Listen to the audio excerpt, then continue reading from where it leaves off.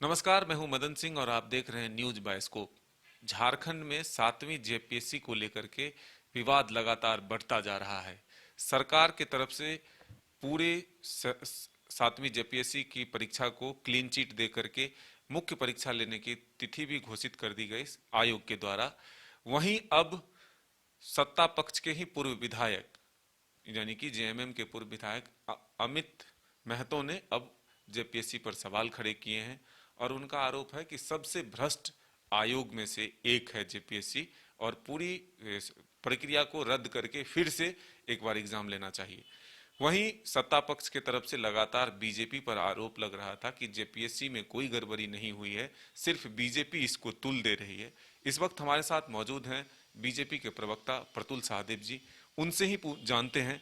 प्रतुल जी, जिस तरह से आरोप लग रहे थे, छात्र जब विरोध कर रहे थे, प्रदर्शन कर रहे थे कि बीजेपी इस मामले को झूठ में तूल दे रही है, ऐसा कोई गड़बड़ी नहीं हुई है, इसको आप किस रूप में देखते हैं जब जिस जिस तरह से अब अमित यादव ने, जेएमएम के पूर्व विधायक ने बात को रखा है? देखिए, आपने बिल्कुल सही कहा। शुरुआत में जब हम लोगों ने इस मुद्दे को उठाया था, सबसे पहले मैंने ही ट्वीट करके सरकार का ध्यान आकर्षित किया था। रोल नंबर सीरियल वाइज जो था वो उनको दिखाया था कि कैसे एक ही कमरे में बैठे हुए सारे लोग पास कर गए। उसके बाद दूसरे दिन ये मीडिया में भी आया। उस समय भारतीय जनता पार्टी बहुत आक्रामक थी और आज भी है इस मुद्दे पे कि ये कैसे संभव है कि एक रोल नंबर के पास कर दिया गया सारे छात्रों को। गवर्नर ने तलब किया था अमिताभ चौधरी जेपीएससी के चेयरमैन को इस मुद्दे पे, और जेपीएससी ने जो जवाब लिखा था अपने वेबसाइट पे कि इतने सारे छात्र जो क्रमवार पास हो गए हैं वो सिर्फ अपरिहार्य कारण से, अपरिहार्य कारण उसने बताया नहीं था। बाद में ये स्पष्ट हुआ कि उनकी जो कॉपीज थी वो गायब हो गई थी। तो पहले पास कर दिया और उसके बाद फेल कर दिया उसी गायब कॉपीज के आधार पे। जब तक हम कह रहे थे इन्हें राजनीति लग रही थी। अब तो ये मामला हाईकोर्ट में भी विचाराधीन है। हाईकोर्ट में जो दो मामले में रोक नहीं लगी है वो अलग अलग क्वेश्चन पेपर के मुद्दे पे थे, लेकिन जेपीएससी के धांधली में जो बड़ा मुद्दा है उस पर हाईकोर्ट को निर्णय लेना है, मुझे लगता है मुख्य परीक्षा के पहले ही। लेकिन अब तो आंदोलनकारी, तेज तरार और सीनियर लीडर जेएमएम के अमित महतो, उन्होंने मोर्चा खोल दिया अपनी सरकार के खिलाफ और कहा है कि जेपीएससी सबसे भ्रष्ट आयोग में। देखिए, कितनी दुर्भाग्यपूर्ण बात है कि माननीय मुख्यमंत्री जी ने जांच के पहले ही आयोग को क्लीन चिट दे दिया। ये कहाँ का न्याय है? जब गड़बड़ियां की बात सामने आ रही है तो नेचुरल जस्टिस ये डिमांड करता है कि आप पूरे मामले की जांच होने दें, उसके बाद क्लीन चिट दें। लेकिन जब उन्होंने क्लीन चिट पहले ही दे दिया तो फिर कौन सी जांच एजेंसी है वो दोषी मानेगी जेपीएससी को, जब राज्य का मुखिया ही कह रहा है कि एग्जामिनेशन में कोई गड़बड़ी नहीं हुई हो। तो बहरहाल जिसे हम जिस चीज को हमेशा कहते थे, अब वो सत्ता पक्ष के विधायक भी, पूर्व विधायक भी कह रहे हैं।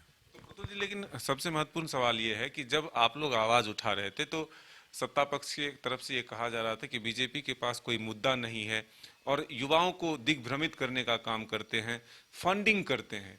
इन तमाम आरोपों के बीच जब ये बातें आई हैं तो इसको आप किस रूप में देखते देखिए, तरह तरह की उस समय युवाओं को बदनाम करने की कोशिश गई थी। बीजेपी फंडेड आंदोलन, हम राशन पहुंचा रहे हैं, पैसा पहुंचा रहे हैं, और ये बाहरी छात्र हैं, ये भी आरोप लगाया था बड़े नेताओं ने।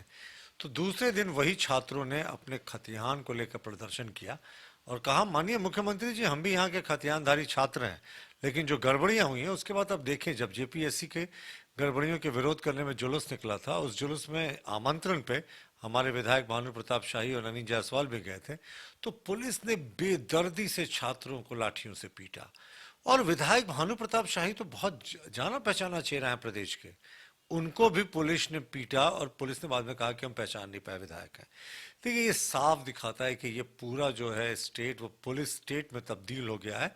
अब आंदोलन और प्रदर्शन करने निकलते हैं, कभी सहायक पुलिसकर्मी निकलते हैं तो उन्हें पीटा जाता है। होमगार्ड के अभ्यर्थी धरना देते हैं तो रात के 2 बजे उनको नक्सलाइट्स की तरह ऑपरेशन जैसे किया जाता है वैसे करके हटा दिया जाता है। जेपीएससी की धांधली का विरोध करने वाले प्रदर्शनकारियों पे लाठियां चलती हैं और मुकदमे दर्ज होते हैं। तो ये साफ दिखा रहा है कि ये सरकार में पूरे तरीके से इनटॉलरेंस है। ये कहते थे जीरो टॉलरेंस है भ्रष्टाचार के प्रति, तो भ्रष्टाचार तो इनके यहाँ शिष्टाचार हो गया है। हैं? एक तरफ फिर से अब छात्र आंदोलित हो रहे हैं कि राज्य में कोविड को लेकर के प्रोटोकॉल लागू है, गाइडलाइंस लागू है, 31 तक जो है किसी भी ऑफलाइन एग्जाम को नहीं लेना है। लेकिन सरकार यानी आयोग जो है वो अब 28 जनवरी से मेंस का एग्जाम ले रही है। इसको किस रूप में देखते, क्या जल्दबाजी है सरकार को? नहीं, बहुत हड़बड़ी में है जेपीएससी, और ऐसा लगता है पता नहीं जो गड़बड़ियां हुई हैं उन्हें ढकने का प्रयास हो रहा है, कुछ छात्रों को सफल कर दिया जाए। किस कारण से सफल किया जाए, क्या किसी की मुट्ठी गर्म हुई है और उसको हड़बड़ी है इस तरह के एग्जामिनेशन लेने को? और मुझे जो सूचना प्राप्त है, मेरी सूचना गलत भी हो सकती है, कि शायद इन्होंने डिजास्टर मैनेजमेंट अथॉरिटी से स्पेशल परमिशन लेकर ये एग्जामिनेशन कंडक्ट कराने जा रहे हैं। पर ये इतनी हड़बड़ी क्यों? आपने बिल्कुल सही बात कहा, ये हड़बड़ी साफ दिखाता है कि गड़बड़ी हुई है, और ये हड़बड़ी उसी गड़बड़ी को छिपाने के लिए की जा रही है। तो ये थे प्रतुल सहदेव जी, जिन्होंने कहा कि सरकार यानी आयोग के द्वारा मुख्य रूप से जो गड़बड़ियां हुई है उसको ढकने के लिए ये हड़बड़ियां अपनाई जा रही है और जल्दबाजी में मेंस के एग्जाम लेने की कोशिश की जा रही है। तो बीजेपी लगातार इसको लेकर के आवाज आगे भी उठाते रहेगी और हाईकोर्ट के फैसले पर भी निगाहें सबकी टिकी हुई है। आखिर क्या कुछ फैसला हाईकोर्ट सुनाती है। अपने सहयोगी हृदय के साथ Madan Singh, news by scope, Ranchi.